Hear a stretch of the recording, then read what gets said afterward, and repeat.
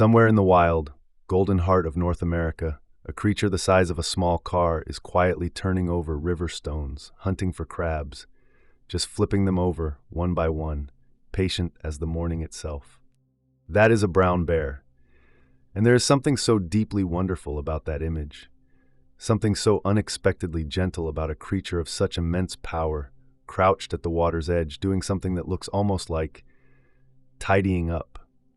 Today on Sleepy Sycamore, we're going to spend some time with one of nature's most extraordinary animals. We'll walk through the forests and riversides where brown bears make their home, learn about the rhythms that govern their lives, and discover just how deeply woven they are into the fabric of the wild world around them. So settle in, find a comfortable position, and let's take a gentle wander into bear country together. Welcome back to Sleepy Sycamore, where we explore the peaceful wonders of the natural world. Let's start at the very beginning, with a creature that has walked this earth for an extraordinarily long time. The brown bear, Ursus arctos, is one of the most widespread large land mammals on the planet. And when you first lay eyes on one in the wild, there is a moment, a real genuine moment of pure awe. These are big animals, truly big. A large male brown bear can weigh anywhere from 400 to over 700 pounds. And in some populations, particularly those in coastal Alaska, where the fishing is especially rich, males have been recorded at over 1,500 pounds. Isn't that something? Now, when most people think of brown bears, they might picture the grizzly bear of North America, with that distinctive hump of muscle between the shoulders, that slightly dished face, the long, curved claws. And here's a lovely little detail. The grizzly bear is a brown bear. They're the same species. The name grizzly comes from the grizzled, silver-tipped appearance of their fur, which gives them that beautiful frosted look in certain lights. Same animal, different name. Same gentle magnificence. Brown bears have been sharing this world with humans for a very, very long time. They appear in cave paintings tens of thousands of years old. They feature in the mythologies and spiritual traditions of cultures from Japan to Scandinavia to the indigenous peoples of North America. There is something about this animal that has always captivated us, something that speaks to a deep part of the human soul. Perhaps it's that combination of great power and surprising tenderness. Perhaps it's the way they seem in some ways almost like us, omnivores, adaptable, curious, devoted parents. And here's something I find endlessly fascinating. Despite their size, despite that aura of wildness and power, brown bears are actually remarkably shy around people. In the vast majority of encounters, a brown bear's first instinct is simply to move away. They are not looking for trouble. They are looking for blueberries. Now let's talk about what makes this animal tick, the inner workings of a brown bear's life. And I promise you, there is so much more going on than you might expect. Let's begin with that most iconic feature, the food. Brown bears are classified as omnivores, and they take that classification very seriously. Over the course of a year, a brown bear might eat hundreds of different things. Grasses and sedges in the spring when they're tender and new, roots and tubers dug up with those impressive claws, berries, oh the berries. Bears will spend entire days moving through berry patches, just eating, methodically, contentedly. Insects and their larvae. Fish, of course. We'll come to the salmon in a moment, because that story deserves its own time.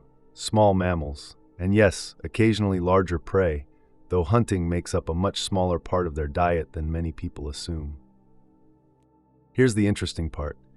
All of this eating, and it is a lot of eating, is building towards something.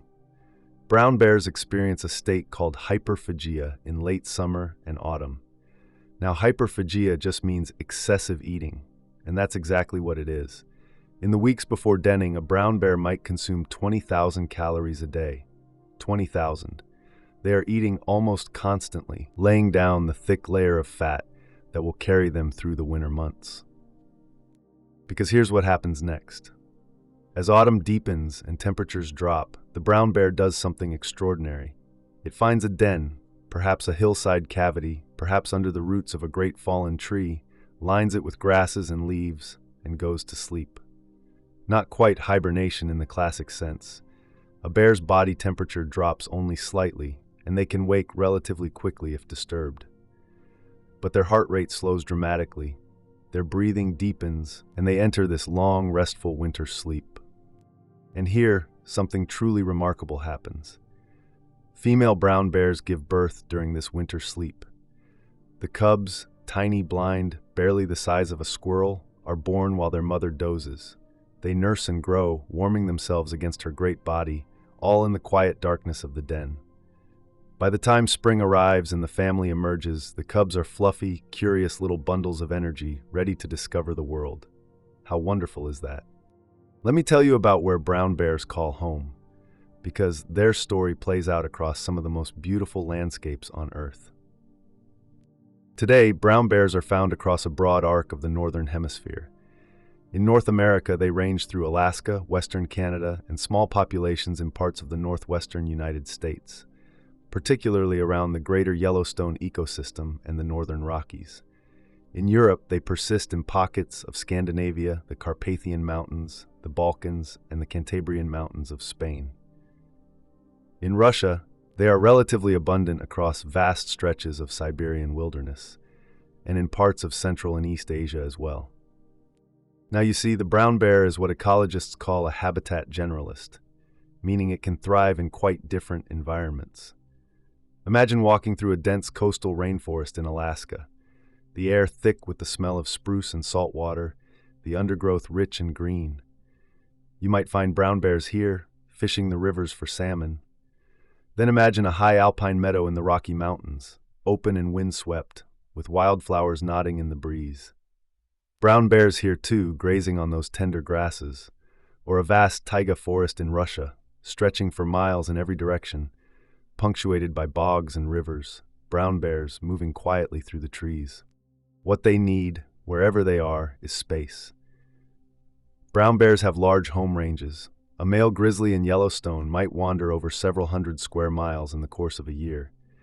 They need that room to find enough food across the seasons, to find mates, to simply be the wide-ranging exploratory animals they are. And let's take a moment to appreciate one of the truly great wildlife spectacles connected to brown bears, the salmon run. Each year, in rivers across Alaska and Western Canada, Pacific salmon return from the ocean to spawn in the freshwater streams where they were born. And the bears know. They gather at the river's bears that might otherwise avoid each other, drawn together by this extraordinary abundance. At places like Brooks Falls and Katmai National Park in Alaska, you can watch bears standing at the lip of a waterfall, waiting, watching, then lunging with astonishing speed and precision to catch the leaping salmon. It is breathtaking. Patient power made visible. Now let's spend some time with the quieter details, the surprising facts, the ecological connections, the things that make you stop and think, oh, I never knew that. Brown bears, despite their bulk, are remarkably fast. A running grizzly can reach speeds of around 35 miles per hour. That's faster than a thoroughbred racehorse over short distances. They are also excellent swimmers and surprisingly good climbers when young, though adults, with their weight, tend to stick to the ground. Their sense of smell is truly extraordinary, one of the most acute in the animal kingdom. A brown bear's sense of smell is estimated to be roughly 2,100 times more sensitive than a human's. They can detect food from miles away. They can smell things buried under several feet of snow. That nose is their primary way of understanding the world, painting a rich, invisible picture of everything around them. Here's something that fills me with quiet wonder. Brown bears have an almost unbelievable sense of time and place. Salmon bears will return to the same rivers, the same pools, the same fishing spots year after year. Bears will return to the same berry patches when the berries ripen. They carry a kind of internal map of their home range, knowing where food will be and when. There's no mistakes in nature, just a beautiful, accumulated wisdom passed down through experience. And consider the bear's role in the ecosystem. When a bear eats salmon and then moves into the forest, it carries with it the nutrients of the ocean. Those nutrients, nitrogen, phosphorus, marine-derived richness, get deposited in the forest soil through the bear's waste, nourishing the trees, the shrubs, the plants. Researchers have actually found marine nutrients from salmon in the trees of Alaskan forests, carried there by bears. The forest and the ocean connected by a bear. Isn't that something? Cubs stay with their mother for 2 to 3 years, a long childhood by bear standards. In that time, they learn everything: where to find food in each season, how to fish, which plants are safe to eat, how to read the landscape. The mother bear is patient, watchful, fiercely protective. She is in many ways the keeper of knowledge for her lineage. Let's take a moment now to think about brown bears and the human world, and the hopeful story that connects them. For much of recent history, brown bear populations declined significantly across their range. Hunting, habitat loss, the simple encroachment of human settlement into wild land, all of these took their toll. The grizzly bear, once found across much of the American West, was reduced to small, scattered populations. In Europe, brown bears disappeared from much of their former range. But here's something genuinely wonderful. In many places, that story has begun to turn.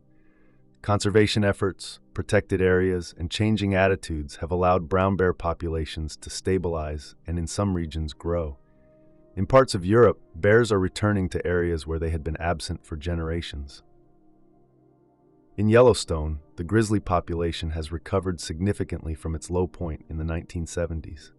There is something deeply meaningful about the presence of a large predator in a landscape. Not just ecologically, though the ecological effects are profound and important, but symbolically, spiritually. A landscape that can hold a grizzly bear is a landscape with room in it, with wildness still intact. And that matters, I think, in ways that are hard to fully articulate, but easy to feel. There are people who have devoted their lives to understanding these animals, spending years in the field, learning the rhythms of individual bears, building a body of knowledge that helps us coexist more wisely. And there are communities that have found ways to live alongside bears, accepting a certain measure of caution and care in exchange for the profound gift of sharing a landscape with such a magnificent creature. Brown bears ask so little, really. Space, food, seasons, the chance to follow the ancient rhythms that have governed their kind since long before our kind walked the earth. And so we've traveled together through the world of the brown bear, from the rich salmon rivers of Alaska to the alpine meadows of the Rockies, from the warmth of the winter den to the golden abundance of a berry patch in late summer. What strikes me every time I think about these animals is that quiet combination of power and patience. The bear who flips river stones to find crabs, the mother who nurses her cubs in the darkness of the den, the fisherman standing at the waterfall, watching and waiting with perfect stillness. There is so much to learn from that kind of presence in the world. Thank you for spending this time at Sleepy Sycamore. If tonight's journey brought you a little peace, a little wonder, I'd love to have you back for the next one. Until then, rest well, friends.